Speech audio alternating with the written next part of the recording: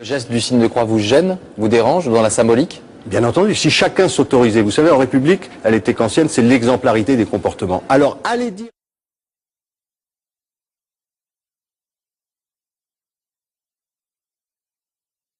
C'est que nous avons à écrire notre histoire. Dans les fausses oppositions, il y a l'opposition laïcité-religion. Car être laïque, être même anticlérical, Église catholique, Église de servitude, Église de domination et d'accord avec le pouvoir royal, puis après avec la contre-révolution, c'est pas nécessairement être anti-religieux. La question elle est à la fois historique et politique, parce que très rapidement, la réflexion, elle vient d'Edgar Quinet, c'est la suivante. C'est la Révolution française a échoué parce qu'on ne peut pas faire une révolution uniquement dans la matière, il faut la faire dans les esprits. Or, on a fait la révolution essentiellement politique, mais pas la révolution morale et spirituelle. Et donc, on a laissé le moral et spirituel à l'Église catholique. Donc, il faut remplacer ça. Et d'ailleurs, l'échec de 48, où l'Église catholique, les prêtres sont venus bénir les arbres de la liberté des révolutionnaires, c'est la preuve qu'on ne pourra jamais construire un pays de liberté avec la religion catholique. Mais comme on ne peut pas non plus acclimater le protestantisme en France, comme on l'a fait dans d'autres démocraties, il faut inventer une religion républicaine. Cette religion républicaine, qui doit accompagner la révolution matérielle, mais qui est la révolution spirituelle, c'est la laïcité. Et c'est pour ça d'ailleurs qu'on a pu parler au début du XXe siècle de foi laïque, de religion laïque, et que la laïcité voulait être la création d'un esprit public, d'une morale laïque, et donc l'adhésion à un certain nombre de valeurs. Et donc je dis bien... Beaucoup de gens, et je me rends compte là maintenant que je fais les entraînements, ils disent mais alors vous voulez inventer une nouvelle religion. Ils pensent que je suis un faiseur de religion. Donc c'est quand même compliqué. Hein. En fait, il y a une tradition à la fois politique et philosophique, peut-être religieuse, qui est la suivante. C'est très simple. La Révolution française a échoué. Elle a échoué d'abord en 93, 95, donc on a le retour, l'Empire, la contre-révolution, bon. Et puis une deuxième République, 1848. Celle-ci va échouer aussi terriblement dans les journées de juin, et retour de l'Empire, etc. Les républicains exilés s'interrogent pourquoi on n'y arrive pas en France. Pourquoi le modèle démocratique républicain qui est le nôtre échoue. L'histoire enquête, il y a quelque chose qui ne va pas. Bon.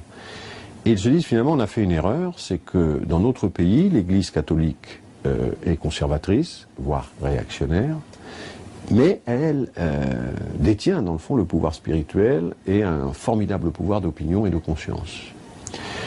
Et nous avons échoué, nous avons fait des révolutions, mais des révolutions matérielles, des révolutions dans les intérêts, et nous avons laissé les esprits, mais aussi tout ce qui est de l'ordre charnel dans l'existence, de ritualisation, le baptême, l'enterrement, etc., être gérés par l'Église catholique. Dans un certain nombre de démocraties modernes, ils ont réussi à instaurer leur démocratie ou leur république. C'était un modèle au XIXe siècle, c'est l'Angleterre, les États-Unis, les Pays-Bas, parce qu'ils ont la religion protestante, qui est une religion qui correspond à la République, à la modernité, parce qu'elle est une religion de libre examen. Mais en France, certains ont tenté d'ailleurs des vagues de conversion au protestantisme. Eugène Sue, Jean Bobéro raconte ça très bien dans ses ouvrages. D'un autre côté, le philosophe Charles Renouillet, par exemple, ça marche pas. Parce que le pays... Donc il faut que nous inventions, pour établir la République, une spiritualité, voire une religion spécifique.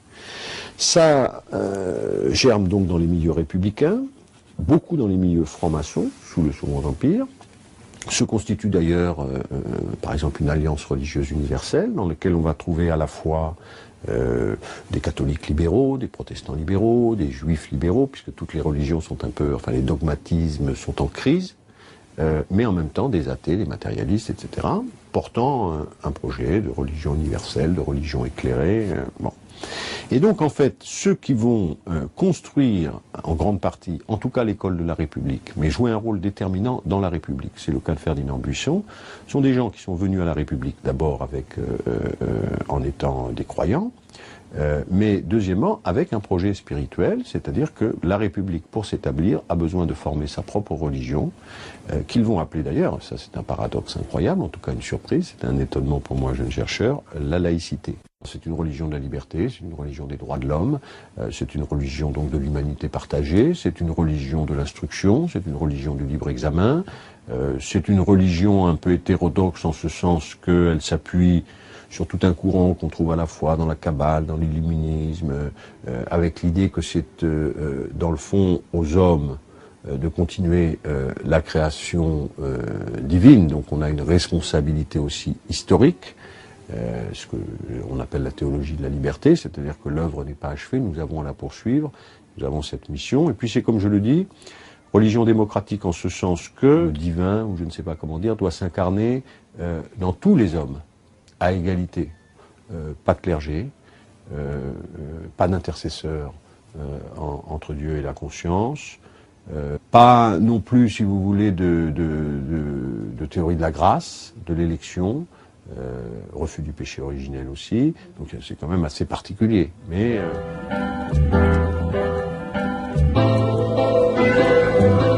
c'est une religion, dans le fond, qui va être contre toutes les orthodoxies, d'une certaine façon contre tous les dogmes. Et c'est pour ça que d'ailleurs une des questions qui se pose à l'époque, c'est religion ou irreligion. Buisson dit c'est la même chose. Il y a un très grand livre de Jean-Marie Guyot qui s'appelle Les religions de l'avenir. L'idée qui est la mienne, eux, leur idée, c'est que c'est de savoir est-ce que cette irreligion elle-même n'est pas aussi une forme moderne de religion.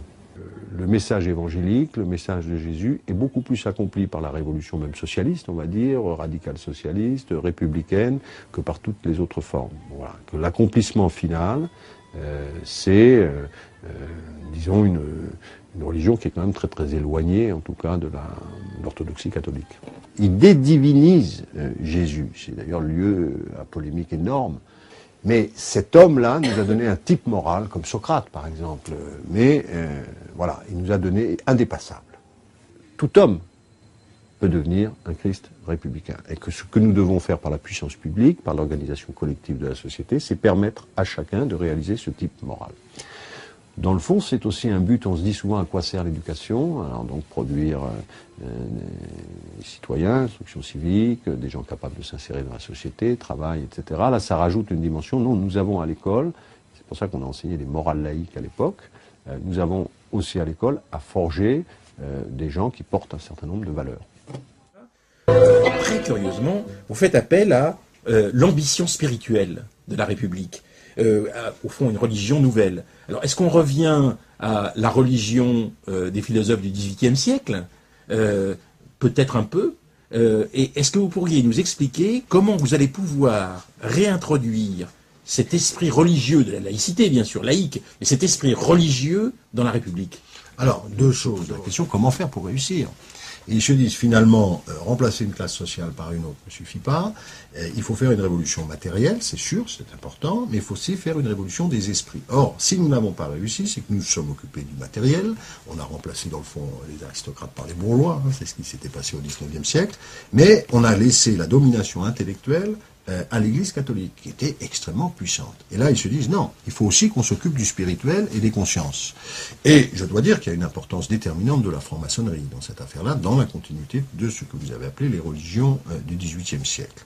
Qu'est-ce que se disent ces gens-là? Il faut que nous construisions une espèce de religion spécifique à la République qui permette, pas seulement des intellectuels, qui permette de toucher l'ensemble des enfants dans nos villages face au curé. L'instituteur doit être porteur d'un certain nombre de valeurs qui ne sont pas seulement matérielles, mais éthiques, spirituelles, etc.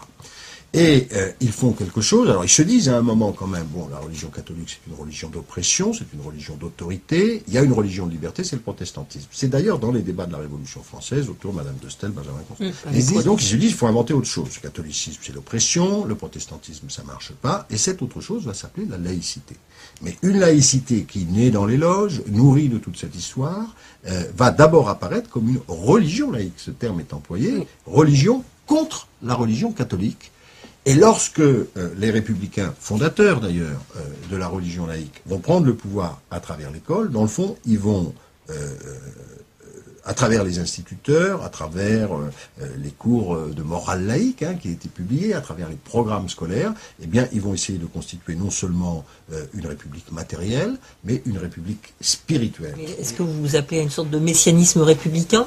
Non, bien sûr que non, mais vous savez, cette religion laïque, elle est formulée essentiellement par les philosophes au sein de la République, c'est une religion rationnelle.